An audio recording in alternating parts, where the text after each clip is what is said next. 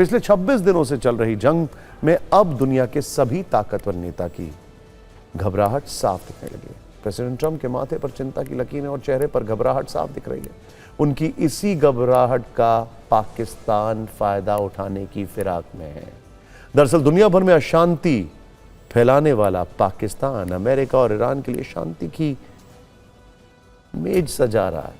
अगले 24 घंटे के अंदर अमेरिका और ईरान के बीच शांति के मकसद से इस्लामाबाद में एक बड़ी तैयारी की योजना है। शहबाज शरीफ और असीम मुनीर इस जंग में चौधरी बनने का प्रयास कर रहे हैं, लेकिन वो ये भूल रहे हैं कि उनकी ये कोशिश ज्यादा लंबे वक्त तक नहीं टिकेगी। हम ऐसा क्यों कह रहे हैं ये भी आपको बताएंगे, लेकिन पहले ये समझे कि आखिर ट्रंप के सामने ऐसी क्या मजबूरी आ गई है कि पाकिस्तान से मध्यस्थता करवानी पड़ रही है। लेकिन उससे पहले यहां पर होल्ड करिएगा, की ग्राफिक से पहले दुनिया के जितने भी बड़े एक्सपर्ट्स हैं उनका यह कहना है कि पहला तो ईरान अपना कोई भी रिप्रेजेंटेटिव पाकिस्तान भेजेगा नहीं, नंबर 1।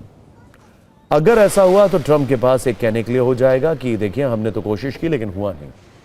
और दूसरी बड़ी बात, ये जो पूरी बैठक चल रही है इसके पीछे की एक स्ट्रैटेजी ये है कि पाकिस्तान के रास्ते से कैसे ईरान में ग्राउंड ऑपरेशंस किए जाएं, क्योंकि समंदर में तो ईरान के 1000 किलोमीटर नजदीक भी कोई भी अमेरिकी वॉरशिप टिक नहीं पा रहा है। ये दुनिया के बड़े एक्सपर्ट्स कह रहे हैं। खैर, पिछले 26 दिनों से चल रही जंग में अमेरिका को सामरिक और आर्थिक दोनों मोर्चों पर काफी नुकसान पहुंचा है। जितनी भारी तादाद में उसने हथियारों और सैनिकों की तैनाती की है, उनका एक दिन का खर्च $1 बिलियन यानी भारतीय रुपयों के हिसाब से करीब 94,000 करोड़ रुपए। तो इस हिसाब से 26 दिनों में अमेरिका इस युद्ध में $26 बिलियन यानी करीब 24 लाख करोड़ रुपए खर्च कर चुका है। लेकिन इस खर्चे के से में नुकसान नहीं जोड़ा गया है। ये सिर्फ खर्च है, नुकसान अलग है। युद्ध के शुरुआती 6 दिनों में ही अमेरिका को $12.7 बिलियन यानी करीब 1,20,000 करोड़ का नुकसान हो चुका है। इसके अलावा पश्चिम एशिया में उसके तमाम एयरबेस को नुकसान पहुंचा है। कई फाइटर जेट गिर चुके हैं जिनकी कीमत का आकलन अभी तक नहीं किया गया है।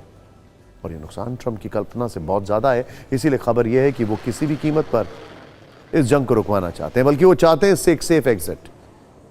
जाहिर है ट्रंप ने मध्यस्थता के लिए कई जगह बात की होगी, लेकिन इंटरेस्टिंग बात क्या है, मिडल ईस्ट के ऊपर किसी को यकीन नहीं है ईरान में, क्योंकि वहां के बेसिस का इस्तेमाल कर ईरान पर हमला हो रहा है।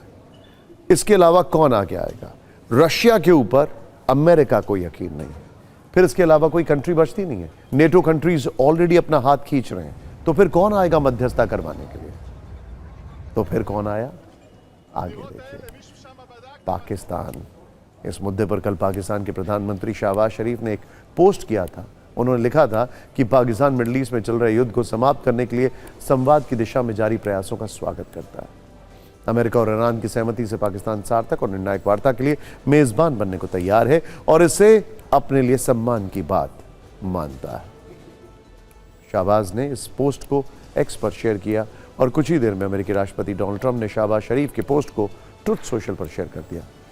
इससे दो चीजें साफ हो गई हैं। पहली यह कि ट्रंप ईरान से शांति वार्ता के लिए अत्यधिक बेचैन है, और दूसरी ये कि इस वक्त उन्होंने शहबाज शरीफ जैसे ही कोई नेता की जरूरत है जो उनके हिसाब से इस वार्ता को आगे बढ़ा सकते। लेकिन यहां पर पाकिस्तान को एक बात समझ नहीं आ रही है कि वो ये कि अभी ट्रंप को उससे काम है, इसीलिए इतना भाव दिया जा रहा है। जैसे ही ट्रंप का काम निकल जाएगा वो पाकिस्तान को भी साइड कर देंगे। अब आपको ट्रंप की बेचैनी और पाकिस्तान के उतावलेपन की इनसाइड स्टोरी बताते हैं। सूत्रों के मुताबिक इस वार्ता का प्रस्ताव 1-2 दिन में नहीं आया है, बल्कि कई बैठकों और बैक चैनल से कोशिश के बाद इस पर विचार किया गया है। पाकिस्तान के विदेश मंत्री इशाक डार लगातार ईरानी विदेश मंत्री अब्बास अरागची के संपर्क में थे और पिछले कुछ दिनों में उनकी 5 बार अरागची से बात हुई है। 3 दिन पहले ही यानी 22 मार्च को पाकिस्तान के फील्ड मार्शल असीम मुनीर ने अमेरिकी राष्ट्रपति डोनाल्ड ट्रंप से फोन पर बात की। इसके बाद पाकिस्तान के पीएम शहबाज शरीफ की ईरान के राष्ट्रपति मसूद पेजेश्किन से 2 दिन के अंदर 2 बार बात हुई है। 23 मार्च को शहबाज शरीफ और पेजेश्किन के बीच 1 घंटे से ज्यादा लंबी बातचीत चली है। अब इन चर्चाओं में क्या निकलकर सामने आया है ये नहीं पता चला है, लेकिन बातचीत के बाद शहबाज शरीफ ने दावा किया है कि अमेरिका और ईरान के बीच निर्णायक वार्ता की मेजबानी के लिए पाकिस्तान तैयार है। और यहां पर एक आपको इंटरेस्टिंग बात बताना जरूरी है। ईरान के सुप्रीम लीडर को मारने के बाद अमेरिका ने सारे कॉन्वर्जेशंस या सारी बातचीत की कोशिशों को खत्म कर दिया है। इस वक्त ईरान में किससे बातचीत की जाएगी यह पूरी दुनिया में कोई नहीं जानता, क्योंकि बंदूक चलाने वाला कोई और है और फैसला लेने वाला कोई और है और बातचीत करने वाला कोई और होगा। इन तीनों में कोई भी कोऑर्डिनेशन नहीं है। यह ईरान की सच्चाई है। इसीलिए इसको मोज़ैक स्ट्रैटेजी या मोज़ैक अटैक सिस्टम या मोज़ैक डिफेंस सिस्टम कहते हैं, जो पिछले साल जून में तैयार हुआ।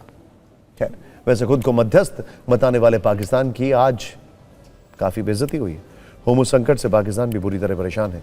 तेल और गैस की वहां भी भारी किल्लत है और जिस ईरान में शांति लाने के लिए मेजबानी की बात कर रहा है, उसी ईरान ने पाकिस्तान को होमस पर तगड़ा झटका दिया है।